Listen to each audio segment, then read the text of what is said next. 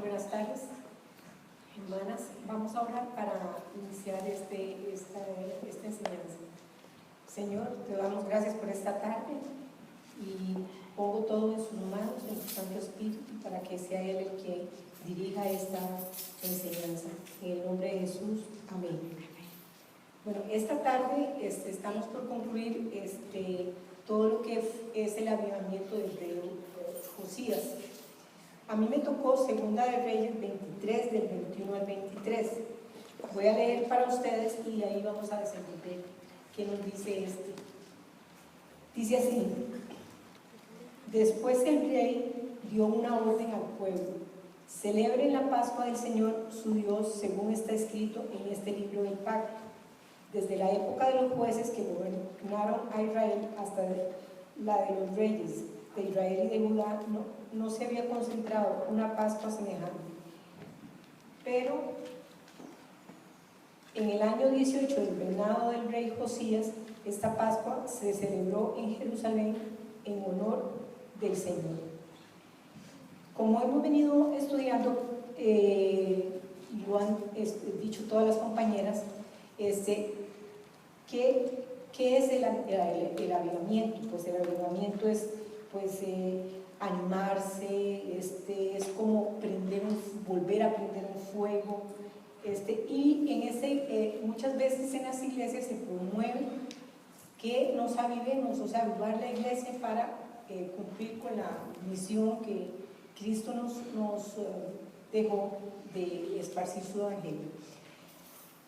La lectura de hoy a lo que nos lleva es a recordar que este joven, el rey Josías,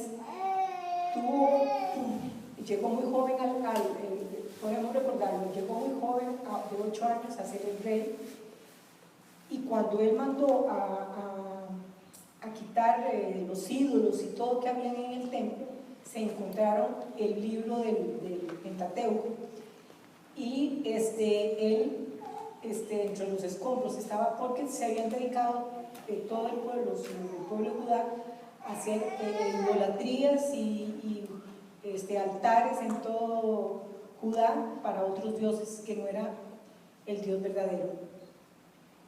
Entonces, cuando a él le llevaron este libro, él le dijo a un sacerdote que le leyera el libro de la ley, y entonces él se asustó que se lo leyera. Él sabía que era con el que lo había enseñado su madre.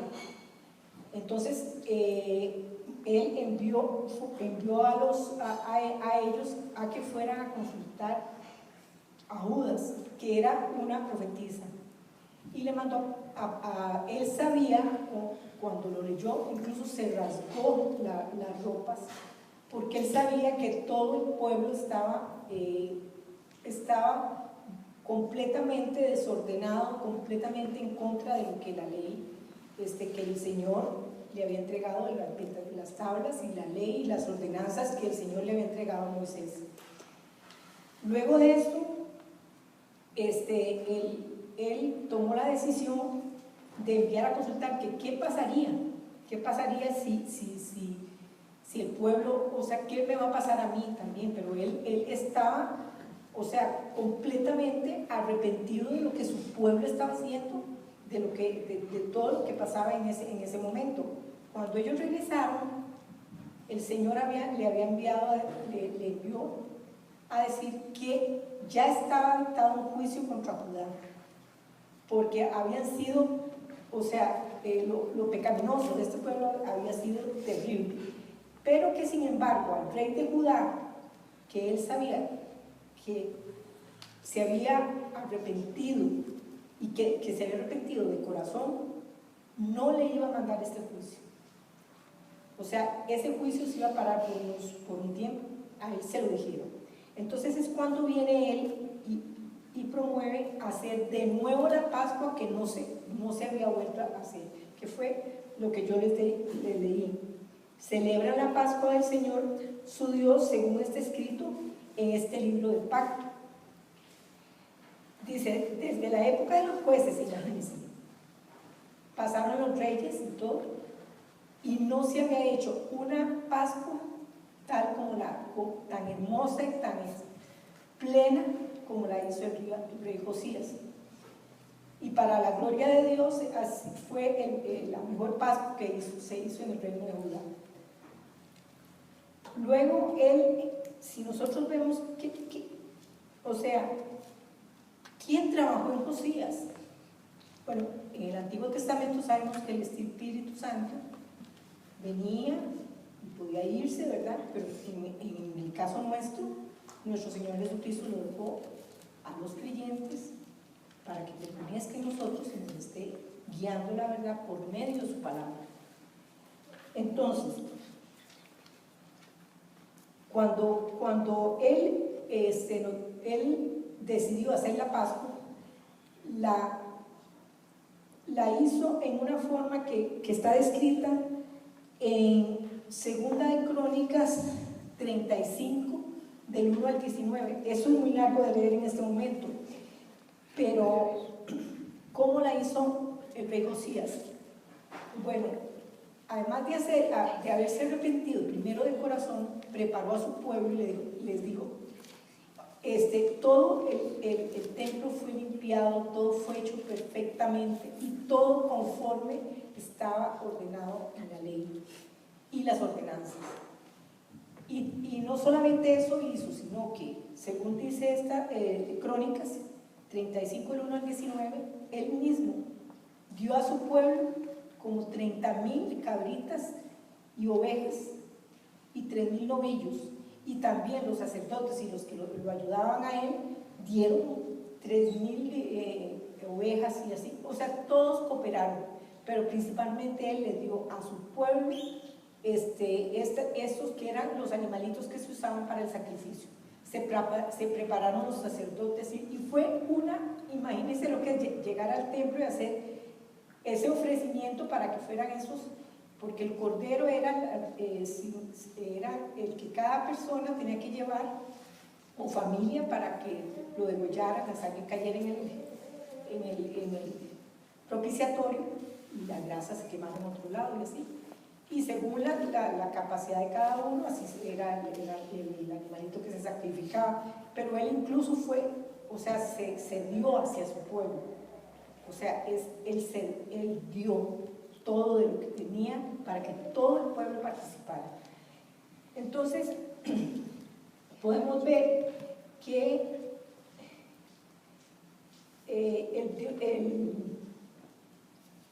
el rey Josías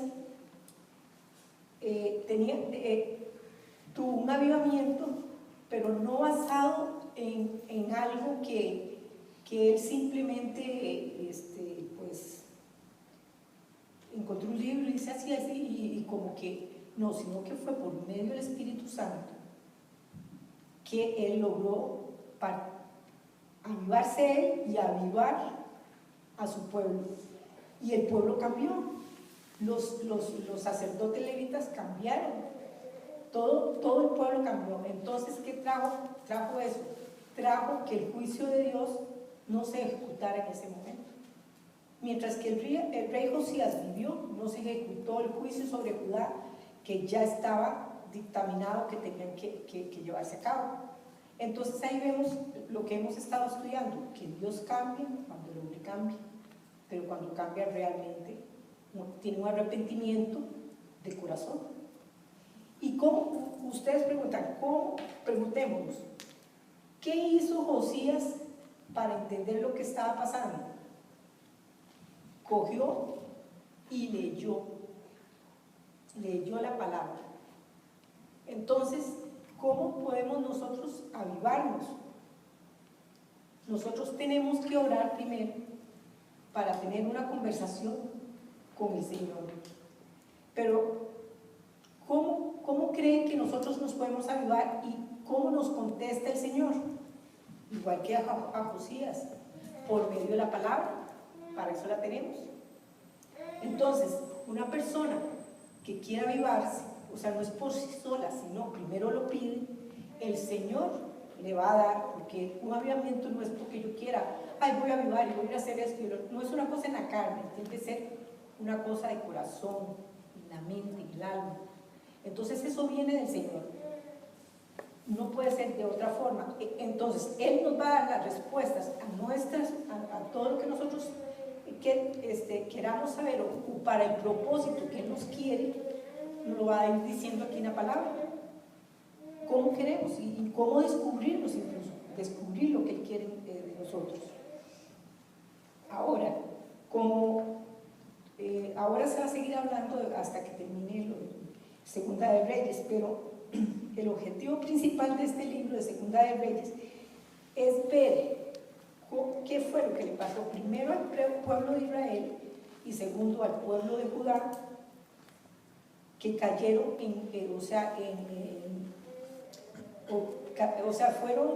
se les quitó todo y fueron llevados a Babilonia.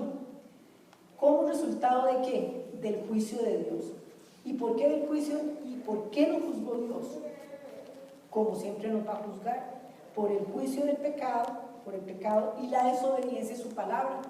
Porque ellos tenían la palabra escrita y tenían todo claro, pero lo tenían escondido, quién sabe en qué parte del templo, en donde no podía nadie hacer que, de pura casualidad, de casualidad no hay casualidades, se encontró el libro y se lo dieron a Josías. Entonces vean, el asunto, podemos ir concluyendo que el juicio por el pecado se da, Dios lo tiene, y la disciplina, pero esto podemos cambiarlo porque, como vimos, Dios cambia cuando el hombre cambia. Josías cambió, su corazón, su arrepentimiento real, Dios cambió. Ahora, al menos que haya un arrepentimiento real, las consecuencias del pecado serán siempre juicio y disciplina. Siempre, siempre tengamos claro que las consecuencias del pecado es eso, juicio y disciplina. Dios está buscando, si lo vemos en todos Reyes y en esta parte, tener personas que lo busquen a Él, solamente a Él, no a otros dioses, como les pasó a los de Judá, idólatras que tenían un montón de dioses, y posiblemente nosotros también, idólatras. Entonces, Él quiere que lo busquemos a Él, solamente a Él. Y la única forma de buscarlo a Él es aquí, en su palabra.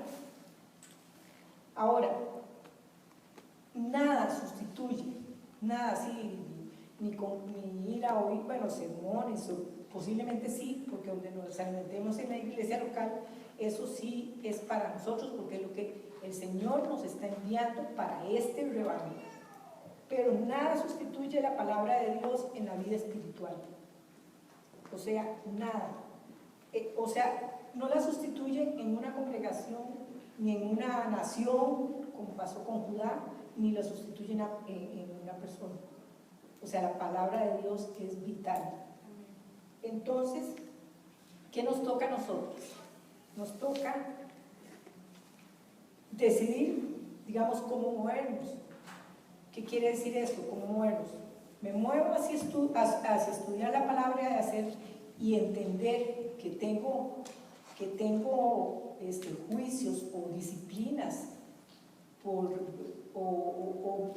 también promesas maravillosas que tiene la palabra para todos los que hemos creído en Jesucristo y que tenemos el Espíritu Santo, que los del Antiguo Testamento no contaban con esa herramienta, nosotros sí.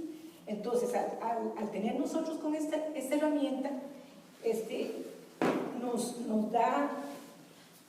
nos da una cosa maravillosa, que tenemos a Cristo con nosotros. Cristo nuestro Salvador, pero ante todo nuestro defensor, y que nos lleva, digamos, junto con el Espíritu Santo, a descubrir las verdades y a descubrir, además que todo, qué quiere Él para nosotros. Porque nosotros no podemos inventar lo que Dios quiera para nosotros. Nosotros podemos orar y orar y estamos conversando hacia arriba, hacia Él, y pedirle: yo quiero hacer esto, yo quiero hacer el otro, pero no es lo que nosotros queramos, sino por medio de su palabra es como Él nos contesta. Entonces Él nos va a decir a través de su palabra qué es lo que quiere. qué es lo que quiere de nosotros. Y bendito Dios por Jesucristo, ¿verdad? Que nos ha hecho salvas y que podamos nosotros, lo mínimo, o sea, que podemos hacer nosotros es llevarle esta maravilla de salvación a otras mujeres o a nuestros hogares, a nuestros familiares y por lo menos cumplir una parte de lo que nos ha pedido. Pero todo las gracias y el honor a Cristo Jesús. Amén. Vamos a orar. Señor, te damos gracias por esta enseñanza y te pido en el nombre de Jesús que estas enseñanzas sean de bendición para todas mis hermanas que escuchan y que nos lleve a un avivamiento real, a un arrepentimiento real y que dependamos profundamente de su palabra, Señor, para tomar nuestras decisiones y nuestra vida en la vida. En nombre de Jesús.